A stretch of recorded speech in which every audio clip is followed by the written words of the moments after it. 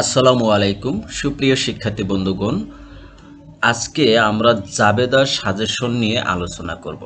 তো আমি কিছু জাবেদা নিয়ে আলোচনা করব যেগুলো তোমাদের কমন পড়ার সম্ভাবনা অনেক অনেক বেশি থাকবে। আর এই ভিডিওটা আজকে বানানোর জন্য রিকোয়েস্ট করেছিল আমাদের চ্যানেলের একজন স্টুডেন্ট। সে বলেছিল যে স্যার দ্বিতীয় অধ্যায়ে লেনদেনগুলোর উপর ভিত্তি করে একটা জাবেদা করে দেন। আমি তার ওই ডিমান্ড অনুযায়ী আমি আজকে ভিডিওটা করার চেষ্টা করেছি। ঠিক আছে, তো আজকে ভাবলাম যে আমি তোমাদের সবার সাথে শেয়ার করি, শুধু তাকে পার্সোনালি না দিয়ে তোমাদের সবার সাথে শেয়ার করি, এই জন্যই ভিডিওটা তৈরি করা। তো আজকে যে ভিডিওটা দেব এটা খুবই গুরুত্বপূর্ণ, কারণ এখান থেকে জাবেদা আসে। বুঝতে পারছো, জাবেদার যে লেনদেনগুলো রয়েছে, এই যে লেনদেন অধ্যায় থেকে আর হলো তোমার জাবেদা অধ্যায়ের এই যে উদাহরণ এবং অনুশীলনী যে প্রশ্নগুলো রয়েছে এগুলো, আর লেনদেন অধ্যায়, এই দুইটা অধ্যায় থেকে লেনদেনগুলো মিলেই জাবেদা আসে, এখান থেকে হুবাহুব কমন পড়ে যায়। ঠিক আছে, তো তারই ধারাবাহিকতায় আজকে জাবেদার প্রথম সাজেশনস। ঠিক আছে, তো আমরা দেখো একদম তোমাদের পাঠ্য বইতে যে 1 নাম্বার সৃজনশীল রয়েছে না, সেই সৃজনশীলে যে লেনদেনগুলো রয়েছে এই লেনদেনগুলোর জাবেদা দেওয়ার চেষ্টা করব। তো কি বলা আছে 1 নম্বর সৃজনশীলে বলা আছে ডিসেম্বর 1 5 লাখ টাকা নিয়ে ব্যবসা শুরু করলো। তো ব্যবসা যখন শুরু করে তখন ব্যবসায় প্রতিষ্ঠানে নগদ টাকা বৃদ্ধি পায়, আর নগদ যেহেতু সম্পদ বৃদ্ধি পেলে ডেবিট হয়, তাহলে নগদান হিসাব ডেবিট হবে। আর যেহেতু ব্যবসা এই যে টাকা নিয়ে সে ব্যবসা শুরু করলো, তার মানে মালিকানা সত্ত্ব বেড়ে গেল, আর মালিকানা সত্ত্ব বাড়লে কি হয়, মূলধন ক্রেডিট হয়। ঠিক আছে, তাহলে এখানে মালিকানা সত্ত্ব মূলধন বাড়ছে, তাইলে এখানে দুইটা হিসাব পেয়েছে, একটা হলো নগদান হিসাব, একটা হলো মূলধন হিসাব। তো এটা জাবেদা কি হবে, নগদান হিসাব ডেবিট, মূলধন হিসাব ক্রেডিট। ঠিক আছে, 5 লাখ টাকা বসায় দিলাম। ওকে, এরপরে লেনদেনটা বলা আছে ব্যাংকে 50,000 টাকা দিয়ে একটি হিসাব খোলা হলো। তো ব্যাংকে হিসাব খোলা আর ব্যাংকে টাকা জমা দেওয়া একই কথা। বুঝতে পারছো, যখন টাকা দিয়ে ব্যাংকে হিসাব খোলো, ওই হিসাব খোলার পরে ওই তোমার ব্যাংকে যে টাকাটা ওপেনিং মানি হিসেবে দাও, সে টাকাটা অটোমেটিক তোমার অ্যাকাউন্টে অ্যাড হয়ে যায়। তার মানে এই টাকাটা তোমার অ্যাকাউন্টেই রয়ে যায়, যার কারণে ব্যাংক হিসাবে তোমার টাকাটা বাড়ে। তো ব্যাংক হিসাবে আমরা জানি একটি সম্পদ, তো এখানে ব্যাংক হিসাব সম্পদটা বাড়ছে, আর নগদ টাকা তোমার চলে গেছে, নগদও একটা সম্পদ, এখানে নগদ সম্পদ কমে গেছে। তো সম্পদ বাড়লে ডেবিট, কমলে ক্রেডিট, তাইলে কি বাড়লো, ব্যাংক হিসাব।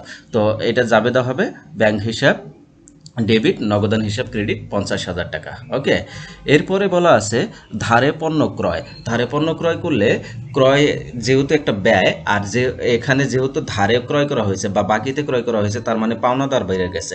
তো পাওনাদার একটা দায়, তো দায় বাড়লে ক্রেডিট হয়, ব্যয় বাড়লে ডেবিট হয়, তাহলে এটা জাবেদা হবে ক্রয় হিসাব ডেবিট, পাওনাদার বা প্রদেয় হিসাব ক্রেডিট। তো আধুনিক হিসাব বিজ্ঞানের ভাষায় কিন্তু এখন আবার পাওনাদার ইউজ করা হয় না। যারা আগের টিচার ছিল বা যারা একটু মানে বৃদ্ধ টিচার বা মানে একটু আগের যুগের, তারা কিন্তু পাওনাদার হিসাবটাই লেখে। আর এখন তুমি তোমার বইতে বা তোমার নতুন নতুন গাইডগুলোতে ফলো করে দেখো যে এই পাওনাদারের জায়গায় প্রদেয় হিসাব লেখা থাকে, কারণ আধুনিক তথ্য অনুযায়ী এখানে পাওনাদারকেই প্রদেয় হিসাব বলা হয়। বুঝতে পারছো, এখানে প্রদেয় হিসাব বা পাওনাদার হিসাব ক্রেডিট দিয়ে দিবা।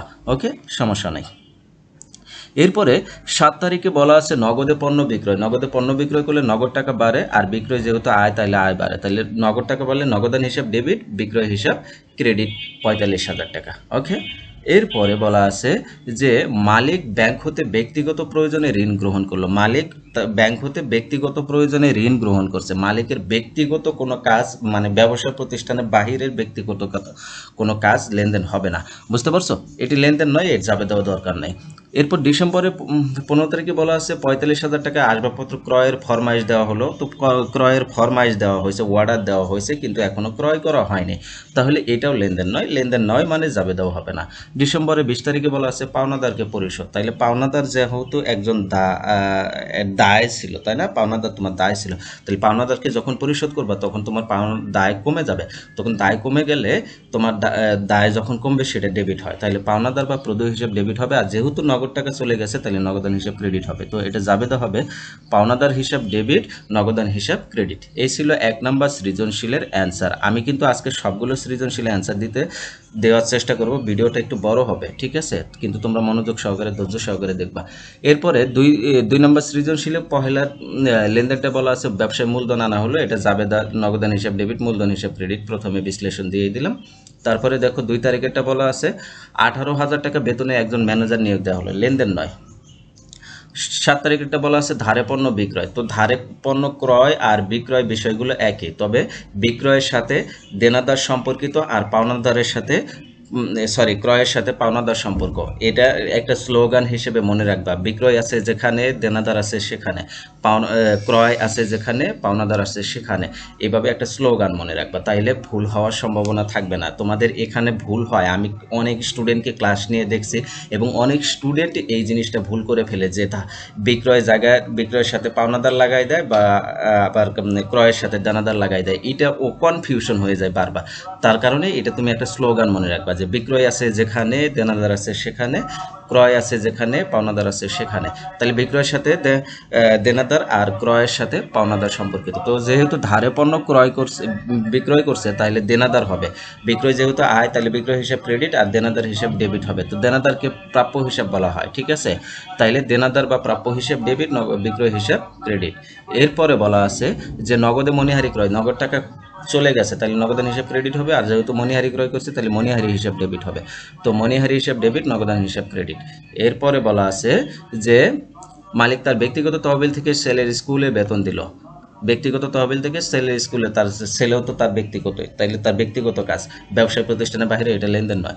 সোমনা ট্রেডার্সের নিকট হতে 30,000 টাকা পাওয়া গেল, তাহলে সোমনা ট্রেডার্স একজন দেনাদার তোমার জন্য, তুমি টাকা পাইছো, তাহলে নগদান হিসাব ডেবিট, কার কাছ থেকে পাইছো, সোমনা ট্রেডার্স, তাইলে দেনাদার বা প্রাপ্য হিসাব ক্রেডিট, ব্র্যাকেটের সোমনা ট্রেডার্স লিখে দেবা 30,000 টাকা। ওকে, এরপর বলা আছে বিজ্ঞাপন বাবদ পরিশোধ করা হলো 1500 টাকা, নগদ টাকা চলে গেছে, নগদান হিসাব ক্রেডিট হবে। কেন চলে গেল? বিজ্ঞাপনের জন্য, তাহলে বিজ্ঞাপন হিসাব ডেবিট। ওকে, এটা যাবে হবে বিজ্ঞাপন হিসাব ডেবিট, নগদান হিসাব ক্রেডিট, ঠিক আছে। এরপর সৃজনশীল 3 দেখব আমরা। সৃজনশীল 3-এ বলা আছে আইন পেশায় 1 লাখ টাকা বিনিয়োগ করলেন, একই জাবেদা নগদান হিসাব ডেবিট, মূলধন হিসাব ক্রেডিট হবে, নগদান হিসাব ডেবিট, মূলধন হিসাব ক্রেডিট। পরেরটা বলা আছে অফিস ভাড়া পরিশোধ করা হলো, তো ভাড়া একটা ব্যয় হলে ডেবিট হয়, আর যা দিয়ে পরিশোধ করা হবে সেটা ক্রেডিট। এখানে নগদ টাকা দিয়ে পরিশোধ করা হয়েছে, তাহলে নগদান হিসাব ডেবিট, ক্রেডিট হবে।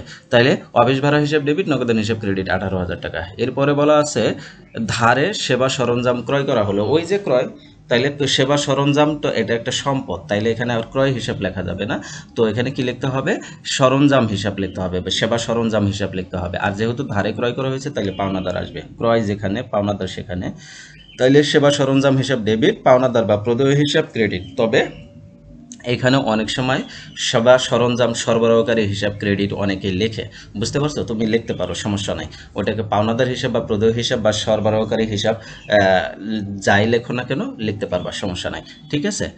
এরপরে বলা আছে যে মক্কেলদের নগদে আইনি সেবা দেওয়া হলো, তাহলে আইনি সেবার বিনিময়ে তুমি টাকা পাইছো, তাহলে নগদ টাকা পাইছো, নগদ টাকা বাড়ছে, সেবা যেহেতু আয় এটা, তাহলে নগদান হিসাব ডেবিট, সেবা আয় হিসাব ক্রেডিট, 30,000 টাকা। ওকে, এরপরে হলো অফিসে কর্মচারীদের বেতন, এটা অফিস ভাড়ার মতোই, তাহলে বেতন হিসাব ডেবিট, নগদান হিসাব ক্রেডিট হবে। কি হবে? বেতন হিসাব ডেবিট, নগদান হিসাব ক্রেডিট।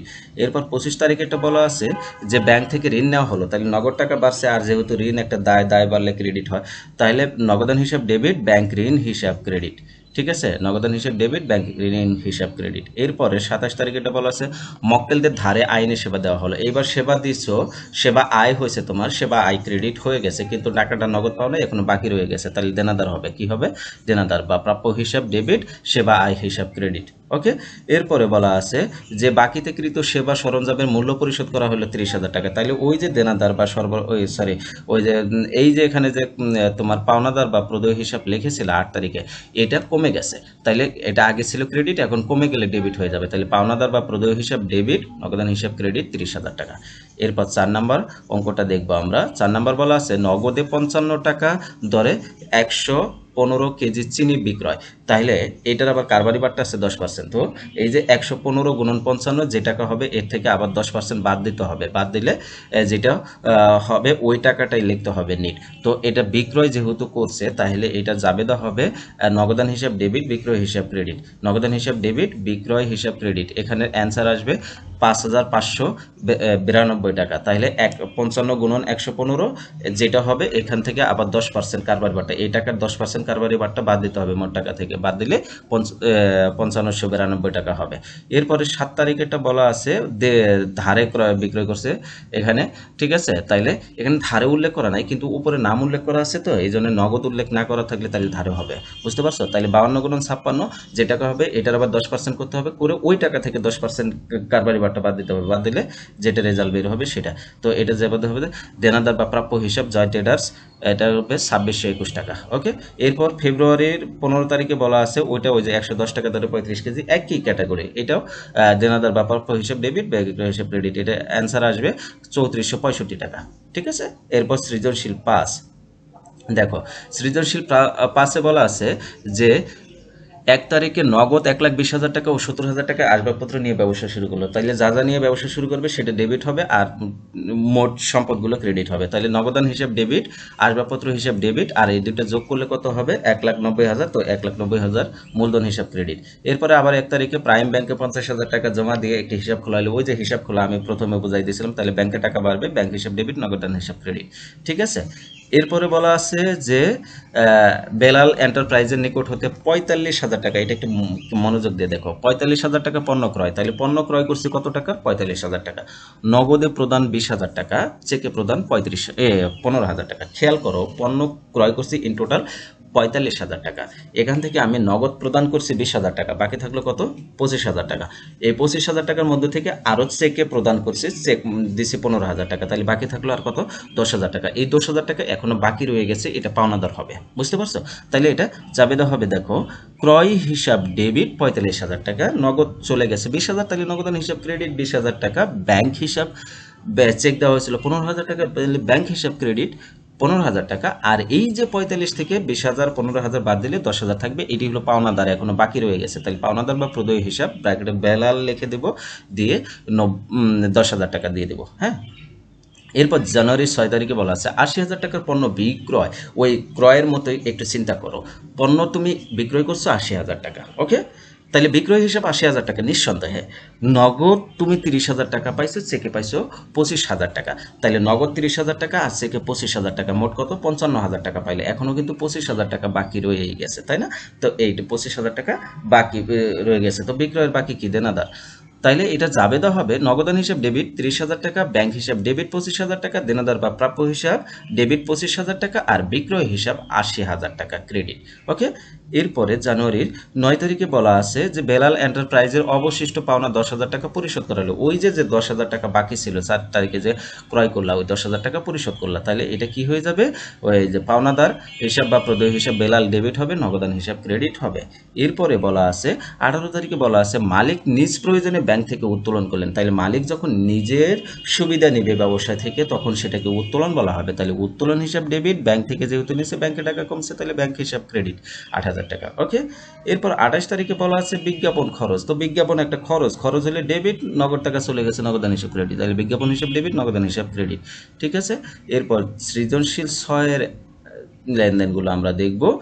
বলা আছে যে 1 জানুয়ারি তারিখে 15 লাখ টাকা এবং ব্যাংক জমা 7,20,000 টাকা নিয়ে সাকিব আল হাসান নামে একটি রেস্টুরেন্ট চালু করেন। তাইলে নগদ টাকা নিছে আর ব্যাংক জমা নিছে, তাহলে নগদান হিসাব ডেবিট, ব্যাংক হিসাব ক্রেডিট, ব্যাংক হিসাব ডেবিট। এই যে 15 লাখ আর 7,20,000 দুইটা যোগ করলে কত হবে 22,20,000, এটি হবে মূলধন হিসাব ক্রেডিট, ঠিক আছে। এরপরে 5 তারিখে বলা আছে গ্রাহকদের সেবা প্রদান করা হলো। তাহলে গ্রাহকদের সেবা প্রদান করে টাকা পাইছো, তাহলে নগদান হিসাব ডেবিট, সেবা আয় হিসাব ক্রেডিট 75,000 টাকা। এরপরে 9 তারিখে বলা আছে যে চেকের মাধ্যমে মাসিক ভাড়া প্রদান করা হলো 40,000 টাকা।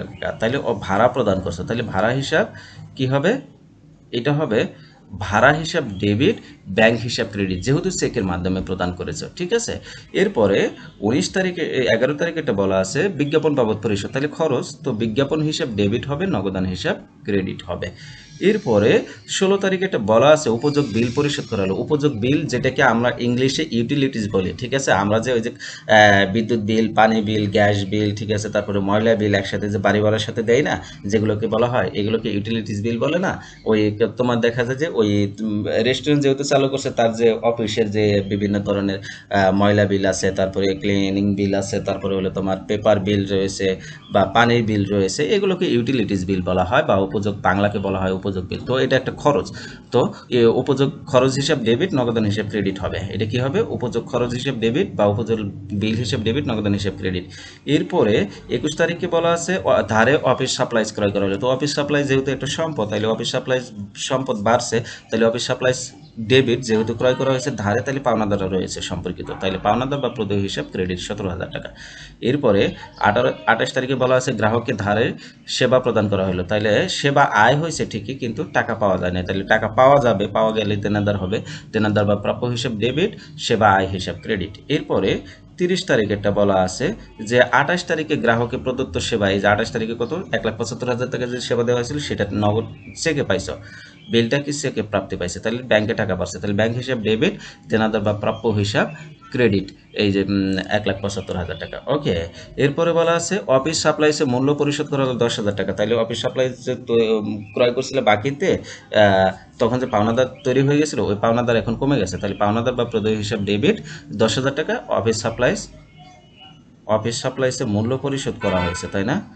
তাইলে এটা নগদান হিসাব ক্রেডিট হবে। এখানে কি হবে? নগদান হিসাব ক্রেডিট হবে। একটু কারেকশন প্লিজ।